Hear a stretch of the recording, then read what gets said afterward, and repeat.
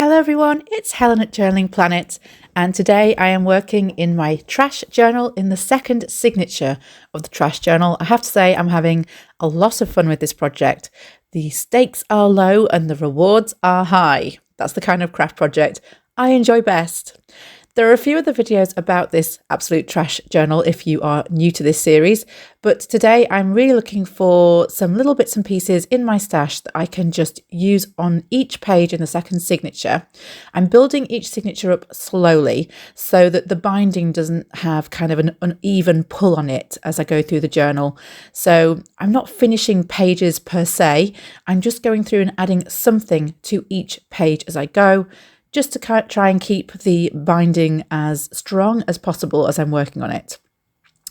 As you can see, we did have some junk mail through from Royal Mail, and I got very excited about that because I immediately knew that I would go around it with my pinking shears and cut that out. I had this adorable postcard from a little shop I visited in London. I think it's called Art Box, and it's just got all the most adorable kawaii Japanese kind of products in there, and they had these cute little postcards, and I decided, yes, I'm gonna put one of those into my trash journal. It is technically trash because it's just a promotional flyer. As somebody said, it's my journal, so it's my rules, but I am trying to just use trash, my definition of that word in this. That's really important to me as I go through this journal because it's just such a fun challenge. Can I do that? Can I just use trash? The things that I'm gluing in now are clothing tags. I may have purchased some very adult Hello Kitty pajamas and some very adult Disney pajamas for the winter. And they came with these clothes tags, and I decided those would look great alongside that really cute postcard. So it'd be a little bit of a double spread. This, believe it or not, is a box of soap, or was a box of soap. The soap has now been removed, and it is just the most beautiful design. And as I really kind of bought it for the box, if I'm totally honest. I thought, I love the soap, that's lovely, but I'm really going to use that box in my crafting at some point. And these are the things you find yourself thinking as a crafter as you buy products. I like that product, but does it come in a nicer packaging that I might use in my crafting? So I did decide that I would use this front of this soapbox as like a little frame. It's just out of shot right now, the little frame, because I'm looking for something to put behind it. And I did find this little cereal box with kind of fruit on it, and I thought, oh, that would kind of look really cute. So I glued down the frame and cut around, and ultimately it does end up looking like this kind of very cute modern piece of abstract art, or not so much abstract, but just kind of modern art. And I could have just glued the frame down, but I did just want to add a little something behind. As I've mentioned in other videos, I really want this to look like an arty journal, even though I'm only using trash. So I am trying to come up with ways of using the trash that is interesting. I am trying to think of arty ways of presenting it on the page. Be that simply using my pinking shears, which is what I go to a lot to create a little bit of a jagged edge on the packaging, or be that, finding little layers to add in there so that it actually ends up looking like a little piece of art on the page. And that's what I did in this instance. I do think that this gold box was, a particularly winning thing to put into my stash. And I appreciate not everyone is going to be able to find those things. What I would say is, as I've said in other videos, do ask other people to save their trash for you, because sometimes other people's trash is far more interesting than our own. Here, however, I'm just using this piece of junk mail from our local supermarket, Tesco, to put some pumpkins on the page.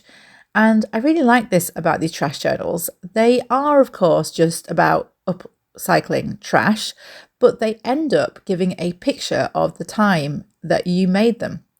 Because this piece of junk mail is very much an autumn piece of junk mail with the pumpkins on it. And thus it will remind me every time I look through this journal and remember the fun time that I had gluing trash to paper.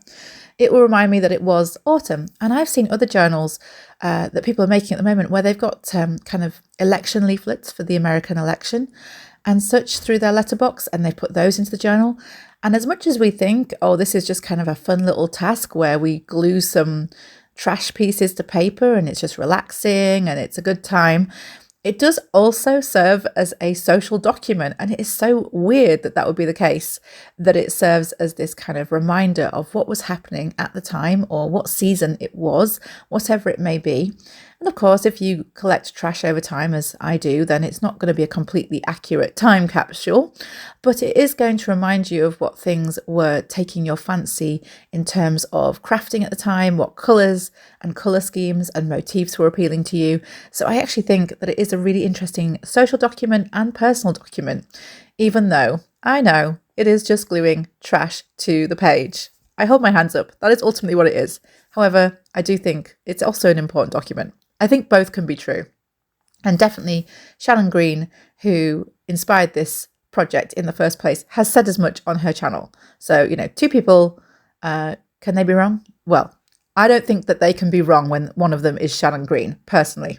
That's just my take on the subject. And, you know, you're free to argue with me in the comments. The other thing that this journal is doing is it's reminding me of course, the products that I ate, drank, or used in the time that I made this journal. This lovely hot chocolate label. I had one of these hot chocolates when I was watching some spooky Halloween movies. I have been watching a little bit more of the horror genre recently, and I've written about this in my ekphrastic journal, which you can find the playlist on my channel if you're interested in using images as a springboard for writing. And I feel like having a hot chocolate with a horror film or with any kind of film is like the ultimate simple pleasure.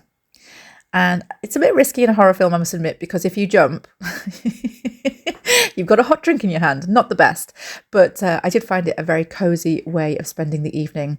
And it's a particularly nice hot chocolate. It's Rington's hot chocolate. So when I come back to this journal, I'm going to be reminded of the time that I discovered that delicious hot chocolate, surely the best hot chocolate ever made. And it's going to bring back all the memories of watching those movies and cozying up in front of the TV with this lovely mug of chocolatey goodness in the autumn time.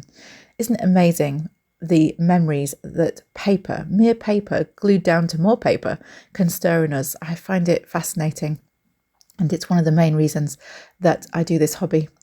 These little stars came off the greaseproof paper that I got when I had a burger. It really shows that you can use anything and you can cut any elements out of any piece of trash and use them in an artistic manner. I really did enjoy gluing those down to this little piece of vellum, which came with some stationery supplies that I bought. And since I had used the stars, I thought, why not go around and fussy cut the burger motif also. I did try and kind of vaguely wipe down this piece of greaseproof paper because it did have a burger sitting on top of it once. But I must admit, I'm becoming less fussy about that the further I go through my trash journal. So I guess this journal will have a delicious, greasy burger smell about it for a little while until the smells of my own home overtake it, like scented candles. This is a piece of dog food packaging. I'm not totally in love with this piece of packaging. I just thought it was a really sweet design in the center. I'm not sure if I really love how it looks in the journal itself. I decided to make a little pocket out of it, and I think I may come back to this page in future and find ways of embellishing this pocket further to make it more pleasing to my eye. You may be looking at that and thinking, oh, that's fine, there's nothing wrong with it. I just think it looks a bit different to the other things in the journal, which is not a bad thing necessarily, but it, for some reason, it then jarred with me a little bit. So I stuck it down regardless because I think that this kind of art is about experimentation. I decided that when I eventually got the backing of this double-sided tape, which took me forever, as you've seen, I would glue it down and just see what happened with it. I also had some more of the very cute tags, sort of pajama tags to put in there. I did buy a few for the winter with cute, very adult, cute designs on them. So I do stick some tags in there as well to kind of make it look a little bit more interesting.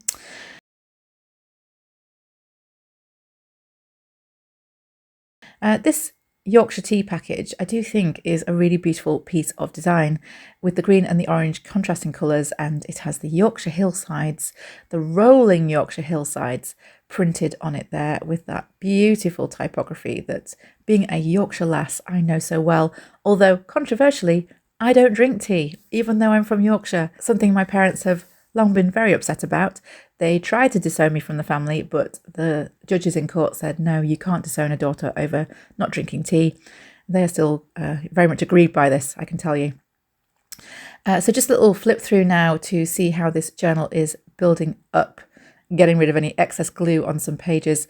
As you can see, I'm just adding one thing at a time to the pages. I don't want to stress that binding out too much, but hopefully you can get a picture here of how it's starting to build and how by the time I've finished, there'll be numerous interesting things on each page. I have left a couple of pages where I'd like to add pockets.